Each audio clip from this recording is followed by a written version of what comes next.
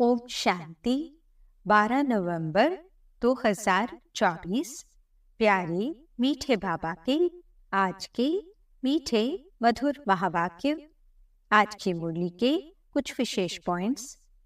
आज बाबा हमें समझाते कि हम बच्चों को अपार खुशी में रहने के लिए सदा यह स्मृति में रखना है कि स्वयं भगवान, बाप, टीचर और सद्गुरु बन हमारा श्रृंगार कर रहे हैं।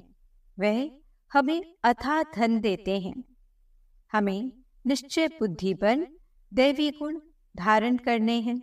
कभी भी संशय बुद्धि बन अपना पद नहीं गंवाना है।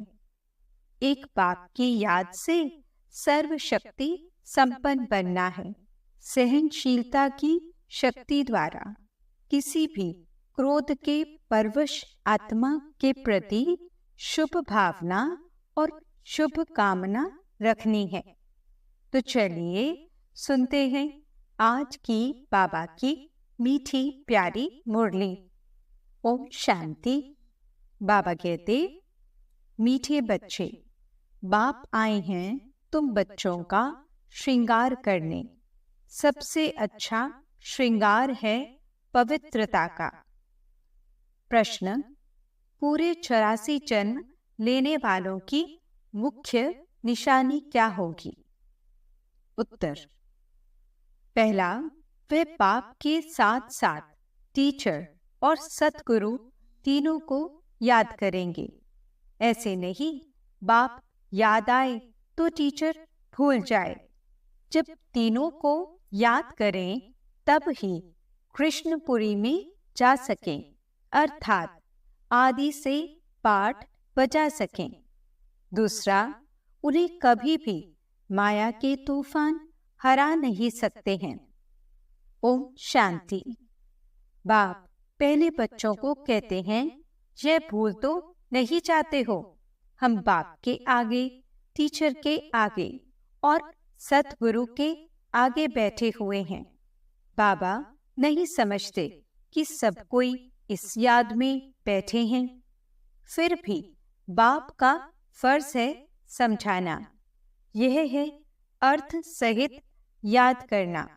हमारा बाबा बेहद का बाप भी है, टीचर भी है और बरोबर हमारा सतगुरु भी है, जो बच्चों को साथ में ले जाएगा। बाप आए ही हैं बच्चों का श्रृंगार करने। पवित्रता से श्रृंगार करते आते हैं। धन भी अथाह देते हैं। धन देते ही हैं नई दुनिया के लिए, जहां तुमको जाना है। ये बच्चों को याद करना है। बच्चे गफलत करते हैं, जो भूल जाते हैं। वह जो पूरी खुशी होनी चाहिए वह कम हो जाती है। ऐसा बाप तो कभी मिलता ही नहीं। तुम जानते हो, हम बाबा के बच्चे जरूर हैं। वह हमको पढ़ाते हैं, इसलिए टीचर भी जरूर है। हमारी पढ़ाई है ही नई दुनिया अमरपुरी के लिए। अभी हम संगम युग पर बैठे हैं। ये याद तो जरूर बच्चों को होनी चाहिए। पक्का पक्का याद करना है। ये भी जानते हो, इस समय कंसपुरी आसुरी दुनिया में है। समझो, कोई को साक्षात्कार होता है, परंतु साक्षात्कार से कोई कृष्णपुरी उनकी डायनेस्टी में नहीं जा सकेंगे। जा तब सकेंगे जब बाप, टीचर, गुरु तीनों को ही याद करते रहेंगे। यह आत्माओं से बात की जाती है। आत्मा ही कहती है, हाँ बाबा, बाबा आप तो सच कहते हो। आप बाप भी हो, पढ़ाने वाले टीचर भी हो। सुप्रीम आत्मा पढ़ाती है। लौकिक पढ़ाई भी आत्मा ही शरीर के साथ पढ़ाती है, परंतु वह आत्मा भी पतित तो शरीर भी पतित है। दुनिया के मनुष्यों को यह पता नहीं है कि हम नरकवासी हैं। अभी तुम समझते हो, हम तो अब चले अपने वतन। यह तुम्हारा वतन नहीं है। यह है रावण का पराया वतन।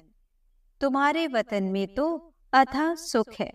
यहाँ के लोग ऐसे नहीं समझते, हम पराए राज्य में हैं। आगे मुसलमानों के राज्य में बैठे थे, फिर क्रिश्चियन के राज्य में बैठे। अभी तुम जानते हो हम अपने राज्य में जाते हैं। आगे रावण राज्य को हम अपना राज्य समझ बैठे थे। यह भूल गए हैं हम पहले राम राज्य में थे, फिर 84 जन्मों के चक्र में आने से रावण राज्य में दुख में आकर पड़े हैं। पराए राज्य में तो दुख ही होता है। यह सारा ज्ञान अंदर में आना चाहिए। बाप तो जरूर याद आएगा, परंतु तीनों को याद करना है। यह नॉलेज भी मनुष्य ही ले सकते हैं, जानवर तो नहीं पढ़ेंगे। ये भी तुम बच्चे समझते हो। वहाँ कोई बैरिस्ट्री आदि की पढ़ाई होती नहीं। बाप यहाँ ही तुमको माला माल कर रहे हैं, तो सब तो राजाएं नहीं बनते हैं। व्यापार भी चलता होगा, परंतु वहाँ तुमको अथाह धन रहता है। घाटा आदि होने का कायदा ही नहीं। लूट मार आदि वहाँ होती नहीं। नाम ही है स्वर्ग। अभी तुम बच्चों को स्मृति आई है, हम स्वर्ग में थे, फिर पुनर्जन्म लेते लेते नीचे उतरते हैं। बाप कहानी भी उन्हों को ही बताते हैं। 84 जन्म नहीं लिए होंगे तो माया हरा देगी। ये भी बाप समझाते रहते हैं। माया का कितना बड़ा तूफान है। बहुतों को माया हराने की कोशिश करती है। आगे चल तुम बहुत देखेंगे सुनेंगे। बाप के पास सबके चित्र होते तो तुमको वंडर दिखाते।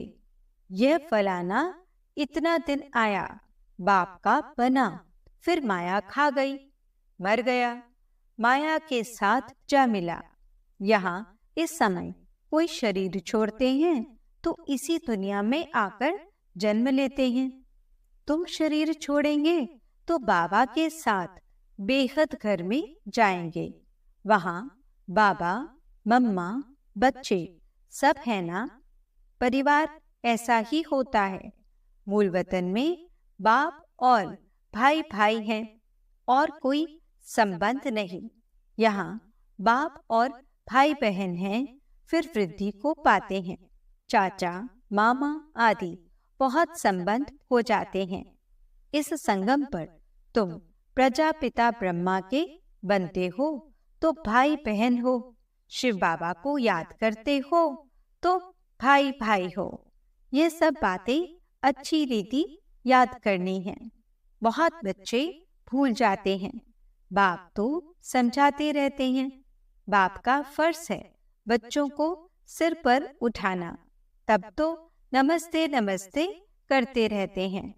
अर्थ भी समझाते हैं। भक्ति करने वाले साधु संत आदि कोई तुमको जीवन मुक्ति का रास्ता नहीं बताते। वे मुक्ति के लिए ही पुरुषार्थ करते रहते हैं। वह है ही निवृत्ति मार्ग वाले। वह राजयोग कैसे सिखलाएंगे? राजयोग है ही प्रवृत्ति मार्ग का। प्रजापिता ब्रह्मा को 4 भुजाएं देते हैं तो प्रवृत्ति मार्ग हुआ ना। यहाँ बाप ने इनको एडॉप्ट किया तो नाम रखा है ब्रह्मा और सरस्वती। ड्रामा में नूंद देखो कैसी है। वानप्रस्थ अवस्था में ही मनुष्य गुरु करते हैं 60 वर्ष के बाद। इसमें भी 60 वर्ष के बाद बाप ने प्रवेश किया तो बाप टीचर गुरु बन गए। अभी तो कायदे भी बिगड़ गए हैं। छोटे बच्चे को भी गुरु करा देते हैं। यह तो है ही निराकार। तुम्हारी आत्मा का यह बाप भी बनते, टीचर सतगुरु भी बनते हैं। निराकारी दुनिया को कहा जाता है आत्माओं की दुनिया। ऐसे तो नहीं कहेंगे, दुनिया ही नहीं है। शांति धाम कहा जाता है, वहाँ आत्माएं रहती हैं। अगर कहें परमात्मा का नाम रूप देश काल नहीं तो बच्चे फिर कहाँ से आएंगे? तुम बच्चे अब समझते हो यह वर्ल्ड की हिस्ट्री ज्योग्राफी कैसे रिपीट होती है। हिस्ट्री चैतन्य की होती है, ज्योग्राफी तो जड़ वस्तु की है। तुम्हारी आत्मा जानती है हम कहाँ तक राज्य करते हैं। हिस्ट्री गाई जाती है जिसको कहानी कहा जाता है। ज्योग्राफी देश की होती है। चैतन्य ने राज्य किया, जड़ तो राज्य नहीं करेंगे। कितने समय से फलाने का राज्य था। क्रिश्चियन ने भारत पर कब से कब तक राज्य किया। तो इस वर्ल्ड की हिस्ट्री ज्योग्राफी को कोई जानते ही नहीं। कहते हैं सतयुग को तो लाखों वर्ष हुआ, उसमें कौन राज्य करके गए, कितना समय राज्य किया, यह कोई नहीं जानता। इसको कहा जाता है हिस्ट्री। आत्मा चैतन्य, शरीर जड़ है। सारा खेल ही जड़ और चैतन्य का है। मनुष्य जीवन ही उत्तम गाया जाता है। आदमशुमारी भी मनुष्यों की गिनी जाती है। जानवरों की तो कोई गिनती कर भी न सके। सारा खेल तुम्हारे पर है। हिस्ट्री ज्योग्राफी भी तुम सुनते हो। बाप इसमें आकर तुमको सब बातें समझाते हैं। इसको कहा जाता है बेहद की हिस्ट्री ज्योग्राफी। यह नॉलेज न होने कारण तुम कितने बेसमझ बन पड़े हो। मनुष्य होकर दुनिया की हिस्ट्री ज्योग्राफी को न जाने तो वह मनुष्य ही क्या काम का। अभी बाप द्वारा तुम वर्ल्ड की हिस्ट्री ज्योग्राफी सुन रहे हो। यह पढ़ाई कितनी अच्छी है। कौन पढ़ाते हैं? बाप। बाप ही ऊंचते ऊंच पद दिलाने वाला है। इन लक्ष्मी नारायण का और जो उन्होंने साथ स्वर्ग में रहते हैं उन्हों का ऊंचते ऊंच पद है ना। वहां बैरिस्ट्री आदि तो करते नहीं। वहां तो सिर्फ सीखना है। हुनर न सीखें तो मकान आदि कैसे बने। एक दो को हुनर सिखलाते हैं, नहीं तो इतने मकान आदि कौन बनाएंगे। आपे ही तो नहीं बन जाएंगे। ये सब राज अभी तुम बच्चों की बुद्धि में भी नंबरवार पुरुषार्थ अनुसार रहते हैं। तुम जानते हो ये चक्र फिरता रहता है। इतना समय हम राज्य करते थे, फिर रावण के राज्य में आते हैं। दुनिया को इन बातों का पता नहीं है कि हम रावण राज्य में हैं। कहते हैं हमको बाबा रावण के राज्य से लिबरेट करो। भारतवासियों ने क्रिश्चियन राज्य से अपने को लिबरेट किया। अब फिर कहते हैं गॉड फादर हमको लिबरेट करो। स्मृति आई है ना। कोई भी यह नहीं जानते कि ऐसे क्यों कहते हैं। अभी तुमने समझा है सारी सृष्टि पर ही रावण राज्य है। सब कहते हैं राम राज्य चाहिए, तो लिबरेट कौन करेगा। समझते हैं गॉड फादर लिबरेट कर गाइड बन ले जाएंगे। भारतवासियों को इतना अक्ल नहीं है। यह तो बिल्कुल तमो प्रधान है। वह ना इतना दुख उठाते हैं ना इतना सुख ही पाते हैं। भारतवासी सबसे सुखी बनते हैं तो दुखी भी बने हैं। हिसाब है ना। अभी कितना दुख है।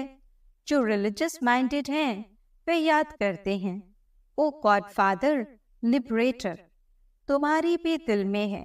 बाबा आकर हमारे दुख हरो और सुख धाम ले चलो। वह कहते हैं शांति धाम ले चलो। तुम कहेंगे शांति धाम और सुख धाम ले चलो। अब बाप आया हुआ है तो बहुत खुशी होनी चाहिए। भक्ति मार्ग में कन रस कितना है। उनमें रियल बात कुछ भी है नहीं। एकदम आटे में नमक है। चंडिका देवी का भी मेला लगता है। अब चंडियों का फिर मेला क्यों लगता है? चंडी किसको कहा जाता है? बाबा ने बताया है, चंडाल का जन्म भी यहाँ के ही लेते हैं। यहाँ रहकर, खा पी कर, कुछ देकर फिर कहते हैं, हमने जो दिया वह हमको दो। हम नहीं मानते, संशय पड़ जाता है, तो वे क्या जाकर बनेंगे? ऐसी चंडिका का भी मेला लगता है। फिर भी सत्युगी तो बनते हैं ना। कुछ समय भी मददगार बने तो स्वर्ग में आ गए। वे भक्त लोग तो जानते नहीं, ज्ञान तो कोई के पास है नहीं। वह चित्रों वाली गीता है, कितना पैसा कमाते हैं। आजकल चित्रों पर तो सब आशिक होते हैं, उसको आर्ट समझते हैं। मनुष्यों को क्या पता देवताओं के चित्र कैसे होते हैं। तो असल में कितने फर्स्ट क्लास थे, फिर क्या बन गए हो? वहाँ कोई अंधा काना आदि होता नहीं। देवताओं की नेचुरल शोभा होती है, वहाँ नेचुरल ब्यूटी होती है। तो बाप भी सब समझाकर फिर कहते हैं, बच्चे बाप को याद करो। बाप बाप भी है, टीचर सतगुरु भी है। तीनों रूप में याद करो तो तीनों वर्षे मिलेंगे। पिछाड़ी वाले तीनों रूप में याद कर नहीं सकेंगे, फिर मुक्ति में चले जाएंगे। बाबा ने समझाया है, सूक्ष्म वतन आदि में जो कुछ देखते हो यह तो सब है साक्षात्कार की बातें। बाकी हिस्ट्री ज्योग्राफी सारी यहाँ की है। इनकी आयु का किसको पता नहीं है। अभी तुम बच्चों को बाप ने समझाया है, तुम फिर कोई को भी समझा सकते हो। पहले पहले तो बाप का परिचय देना है। वह बेहद का बाप है, सुप्रीम। लौकिक बाप को परमात्मा व सुप्रीम आत्मा कभी नहीं कहा जाता।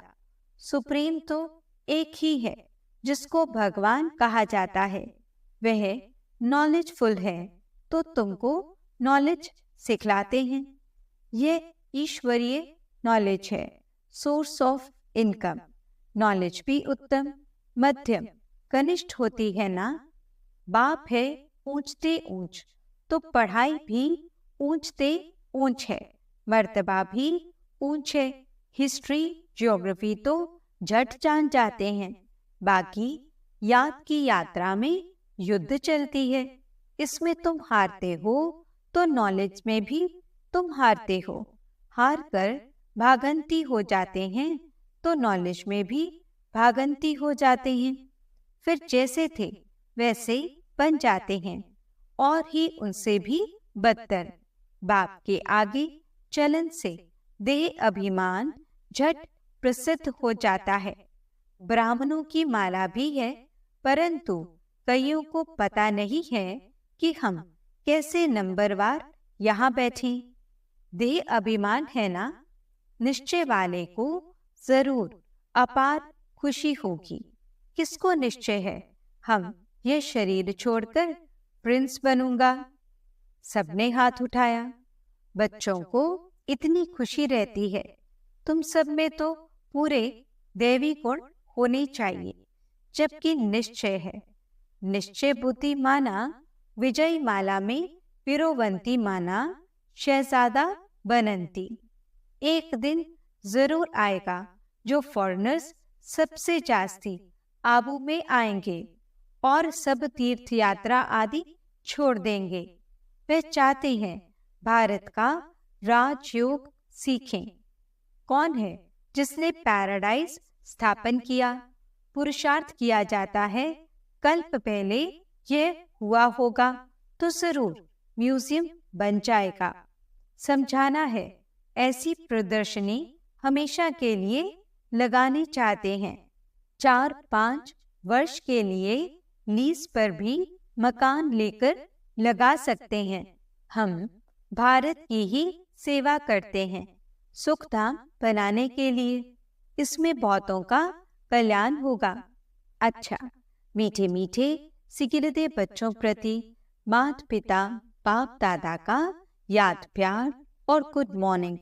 रूहानी बाप की रूहानी बच्चों को नमस्ते। हम रूहानी बच्चों की रूहानी बाप दादा को दिल व जान सिखवा प्रेम से नमस्ते नमस्ते नमस्ते जी। गुड मॉर्निंग बाबा, शुक्रिया बाबा। धारणा के लिए मुख्य सार।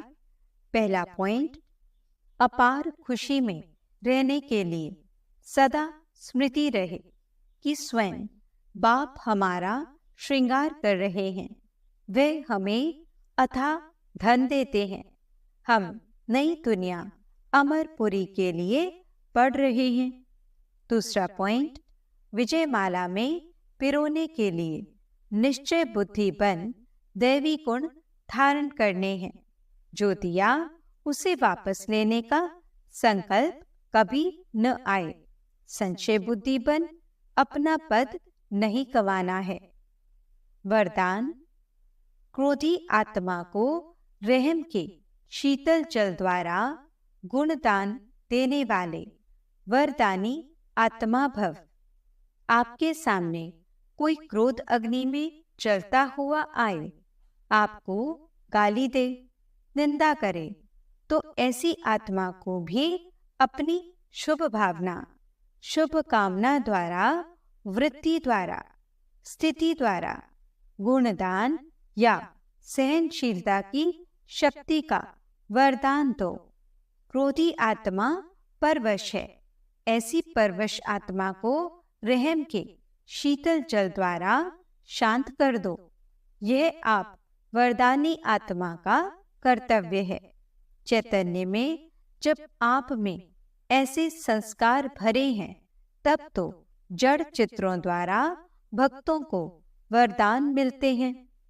स्लोगन, याद द्वारा सर्व शक्तियों का खजाना अनुभव करने वाले ही शक्ति संपन्न बनते हैं। ओम शांति। आज के अव्यक्त इशारे। मनसा में शुभ भावना, वाणी में बाप से संबंध जुड़ाने वाले शुभ कामना के श्रेष्ठ बोल और संबंध संपर्क में आने से स्नेह और शांति के स्वरूप से आकर्षित करो।